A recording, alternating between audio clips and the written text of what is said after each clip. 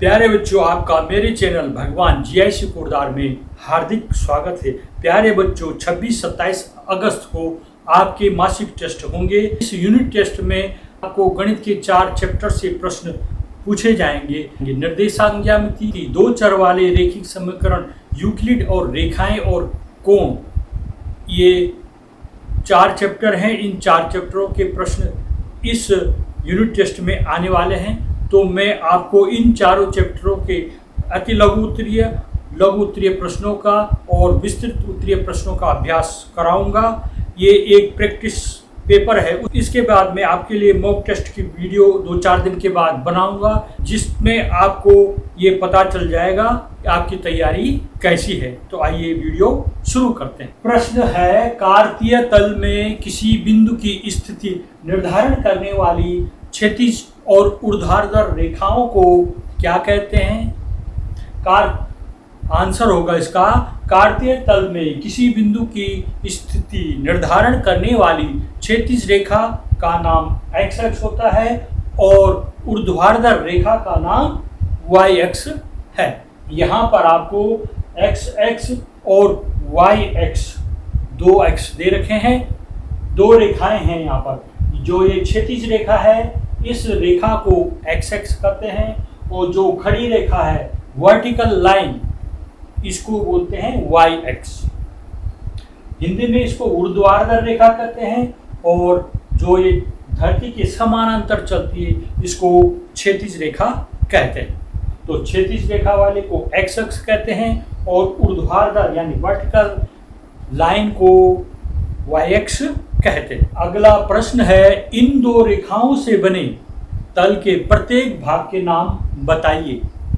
ये दोनों रेखाएं एक्स एक्स और वाई एक्स ये तल को 4 भागों में विभक्त करती है। प्रत्येक भाग को क्या कहते हैं? चतुर्थांश कहते हैं। यहाँ पर ये वाई एक्स रेखा है और ये एक्स एक्स रेखा है। तो ये 4 भागों में बढ़ गया। पहले भाग को प्रथम चतुर्थांश, इधर बाईं ओर को दूसरे भाग को द्वितीय चतुर्थांश, तीसरे भाग को तृतीय चतुर्थांश और चौथे भाग को चतुर्थ चतुर्थांश कहते हैं। प्रथम चतुर्थांश में देखिए, इसमें बिंदु के निर्देशांक प्लस प्लस होते हैं। द्वितीय चतुर्थांश में देखिए माइनस प्लस हो गए द्वितीय चतुर्थांश के निर्देशांक। तृतीय चतुर्थांश में बिंदु के निर्देशांक माइनस माइनस होते हैं और चतुर्थ चतुर्थांश में बिंदु के निर्देशांक प्लस माइनस होते हैं। ये किस तरह से होता है? ये वाई एक्स है, ये एक्स एक्स है। यहाँ पर ये जो सेंटर है, ये मूल बिंदु है। यहाँ से दाहिनी तरफ वाले कहलाते हैं प्लस के साइन, +1 +2 +3। यहाँ पर +5 +10 लिखा हुआ है और ये मूल बिंदु के बाईं ओर के चिन्ह माइनस होते हैं। इधर माइनस के साइन होते हैं, दाहिनी ओर प्लस के साइन होता है। ऊपर की तरफ प्लस का साइन होता है और मूल बिंदु के नीचे की तरफ माइनस के साइन होते हैं। इस तरह से पहले बिंदु के निर्देशांक इस तरफ भी प्लस हो गया, ऊपर की तरफ भी प्लस हो गया, दूसरी हो गया प्लस प्लस। द्वितीय चतुर्थांश में पहले एक्स को लेते हैं। एक्स इधर माइनस में जा रहा है और वाई प्लस में है, तो यहाँ पर माइनस प्लस हो गया द्वितीय चतुर्थांश के निर्देशांक। तृतीय में पहले एक्स में इधर को जाइए, ये माइनस होता है, ऋणात्मक मान होते हैं और नीचे की तरफ वाई एक्स है, वो भी ऋणात्मक मान होते हैं। यहाँ पर माइनस माइनस हो गया और चतुर्थांश में एक्स एक्स इस तरफ जाना है पॉजिटिव, तो ये प्लस हो गया। फिर वाई एक्स नीचे की ओर जाना है, ये माइनस हो गया, तो इसके हो गए प्लस माइनस। अगला प्रश्न है, उस बिंदु का नाम बताइए जहाँ यह दोनों रेखाएं प्रतिच्छेदित होती हैं। एक्स एक्स और वाई एक्स जहाँ पर प्रतिच्छेद होते हैं, उस प्रतिच्छेद बिंदु को मूल बिंदु कहते हैं। अगला प्रश्न है, मूल बिंदु के निर्देशांक बताइए। ये 1 अंक का प्रश्न अक्सर पूछा जाता है। ये 10th में भी आता है और 9th में भी ये पूछा जाता है। मूल बिंदु के निर्देशांक 0 0 होते हैं। क्यों? यहाँ पर देखिए, ये एक्स एक्स है, ये वाई एक्स है, यहाँ पर प्रतिच्छेदी बिंदु है। तो स्टार्टिंग पॉइंट में एक्स भी 0 होगा और वाई एक्स में भी हम कहीं नहीं जा रहे हैं, वहाँ पर 0 होगा। एक्स का मान भी 0 होगा और वाई का मान भी 0 होगा। वही मूल बिंदु के निर्देशांक होते हैं। अगला प्रश्न देखिए, बिंदु -2,4 किस चतुर्थांश में स्थित है। इससे पहले मैंने स्लाइड में आपको बेहतर ढंग से समझाया है। माइनस और प्लस किस चतुर्थांश में होते हैं, ये 4 चतुर्थांश है, माइनस और प्लस। तो x का मान माइनस में है, -2 है ना, तो माइनस हमने इधर को जाना है 2 तक।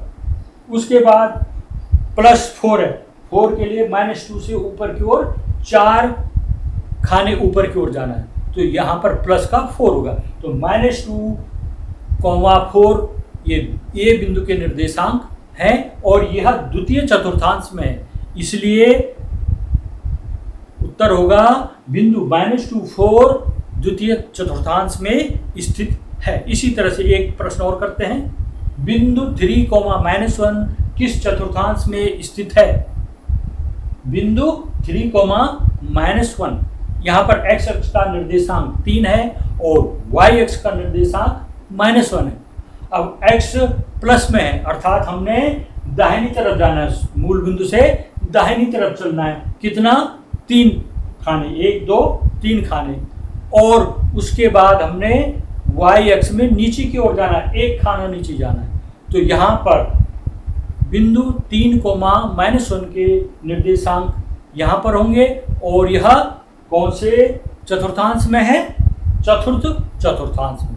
अतः बिंदु 3,-1 चतुर्थ चतुर्थांश में स्थित है। प्रश्न यहाँ पर है, बताइए कि निम्नलिखित हलों में कौन कौन समीकरण x - 2i = 4 के हल हैं। एक दे रखा है 0,2 और दूसरा दे रखा है 4,0। इसको हमने हल करना। समीकरण x - 2i = 4 है। यहाँ पर x का मान और y का मान रखना है। x पहले वाले में x का मान 0 है और y का मान 2 है, तो x = 0, y = 2 रखने पर x - 2i = 4 है, तो x की जगह हमने 0 रखा। 0 - 2 × 2, 2 दूना 4, तो ये हो गया 0 - 4। आंसर है यहाँ पर आ गया -4। लेकिन जो समीकरण है उसमें +4 है राइट हैंड साइड में, तो यहाँ का लेफ्ट हैंड साइड का आंसर और राइट हैंड साइड का आंसर इक्वल नहीं है, अतः यह सही हल नहीं है। दूसरा देखते हैं, क्या यह x - 2i = 4 का आंसर है। यहाँ पर x बराबर हमें 4 रखना है और y बराबर रखना है 0। x - 2i = 4, x की जगह रखना है 4, x की जगह कितना रखना है 4 और y की जगह रखना है 0। x की जगह 4 - 2 × 0 = 4, तो 4 - 0 = 4 हो गया। 4 के बराबर 4 आ गया। यहाँ लेफ्ट हैंड साइड और राइट हैंड साइड दोनों इक्वल है, बराबर है, अतः x = 4 और y = 0 समीकरण का हल है। प्रश्न है यहाँ पर, एक बिंदु से होकर केवल एक ही रेखा खींची जा सकती है, जो कि असत्य है। क्योंकि एक बिंदु से होकर अपरिमित रूप से अनेक रेखाएं खींची जा सकती हैं। जैसा कि नीचे आकृति में दिया गया है, यहाँ पर बिंदु है एक और ये कितनी रेखाएं खींची जा सकती हैं, ये तो मैंने बहुत कम है, इसमें अपरिमित रूप से अनेक रेखाएं खींची जा सकती है। इसका आंसर ये होना था, तो यह असत्य है। दूसरा है, दो भिन्न बिंदुओं से होकर जाने वाली असंख्य रेखाएं। दो बिंदु हैं और उन दो बिंदुओं से होकर जाने वाली असंख्य रेखाएं, ये क्या है, असत्य है। क्योंकि यह कथन यूक्लिड के अभिगृहित एक का अंतर्विरोध करता है, जिसके अनुसार दिए गए हुए दो भिन्न बिंदुओं से होकर एक ही रेखा खींची जा सकती है, जो ये लिखा हुआ है पूरा यहाँ पर एक रेखाखंड दे रखा है। ए बिंदु और बी बिंदु को मिला करके हमें एक रेखाखंड प्राप्त हुई है, न कि असंख्य रेखाएं, अतः यह कथन असत्य हुआ। अगला है, एक शांत रेखा दोनों ओर अनिश्चित रूप से बढ़ाई जा सकती है। ये क्या है कथन, ये सत्य है, क्योंकि यह यूक्लिड की अभिधारणा 2 है कि शांत रेखा को दोनों ओर अनिश्चित रूप से बढ़ाया जा सकता है। यहाँ पर चित्र में देखिए, ये बी बिंदु है, उस पर एक रेखा खींची है, रेखाखंड, वहाँ पर एक रेखाखंड खींचा है, इसको हम बी की तरफ भी आगे बढ़ा सकते हैं और ए की तरफ भी हम इसको आगे बढ़ा सकते हैं। इस तरह से इसका आंसर है। तो यह कथन सत्य है। यहाँ पर देखिए, यदि दो बिंदुओं ए और बी के बीच एक बिंदु सी ऐसा स्थित है कि ए सी बराबर बी सी है, तो सिद्ध कीजिए कि ए सी बराबर हाफ ए बी, यानी ए बी का आधा है। एक आकृति खींचकर इसको स्पष्ट कीजिए। कैसे करेंगे इसका हल? दिया है सी ए और बी के बीच में स्थित है। यहाँ पर मैंने चित्र बना रखा है, सी ए और बी के बीच में स्थित है। तो ए सी बराबर, यहाँ पर हो जाएगा ए सी बराबर बी सी। अब हमने इसको हल करना है। अगर इनमें दोनों तरफ ए सी जोड़ दिए देंगे, ए सी प्लस ए सी बराबर बी सी प्लस ए सी, ये ऊपर वाले समीकरण में हम जोड़ दिया इस तरह से। क्यों? बराबरों में बराबर जोड़ा जाए तो उसके समीकरण में कोई अंतर नहीं पड़ता है। अब इसको आगे हम हल कर सकते हैं, अर्थात ए सी जोड़ेंगे, 2ac बराबर और बी सी प्लस ए सी, ये है बी सी और ए सी, इनको हमने जोड़ा तो ये किसके बराबर? पूरा ए बी के बराबर हो गया ना। तो 2ac बराबर हो गया ए बी। अतः ए सी बराबर पक्षांतर कर दो 2 का, 1/2 ए बी हो। यही हमको सिद्ध करना था। ये प्रश्न रेखाएं और कोण वाले चैप्टर से हैं। अभिगृहित, यदि एक किरण किसी रेखा पर स्थित हो तो इस प्रकार बने दो आसन्न कोणों का योग 180 अंश होता है। यहाँ पर देखिए, एक रेखा खींची है, उस पर कहीं पर भी एक किरण हमने खींच दी तो ये दो कोण बनाती है। इन दो कोणों का योग हमेशा क्या होता है? 180 अंश, यानी आसन्न कोणों का योग 180 अंश होता है। अगला है प्रमेय। यदि दो रेखाएं परस्पर प्रतिच्छेद करें तो शीर्षाभिमुख कोण समान होते हैं। यहाँ पर आकृति देखिए, एक रेखा इस तरफ है और दूसरी रेखा उसको काट रही है। तो ये दो रेखाएं, यहाँ पर दो कोण बन रहे, शीर्षाभिमुख कोण। एक 65 अंश है, उधर एक कितना होगा? तो ये प्रमेय है। इसमें क्या होता है? शीर्षाभिमुख कोण, जो ये वाला शीर्ष है और उधर से ये वाला शीर्ष है, ये दोनों ये आपस में बराबर होते हैं। ये 65 अंश है तो ए का मान भी 65 अंश होता है। नोट देखिए, दो कोण संपूरक कहलाते हैं यदि उनका योग 180 अंश होता है। अगर दो कोण हैं और उनका योग 180 अंश हो तो उनको आपस में क्या कहते हैं? संपूरक कोण कहते हैं। दूसरा, दो कोण पूरक कहलाते हैं यदि उनका योग 90 अंश होता है।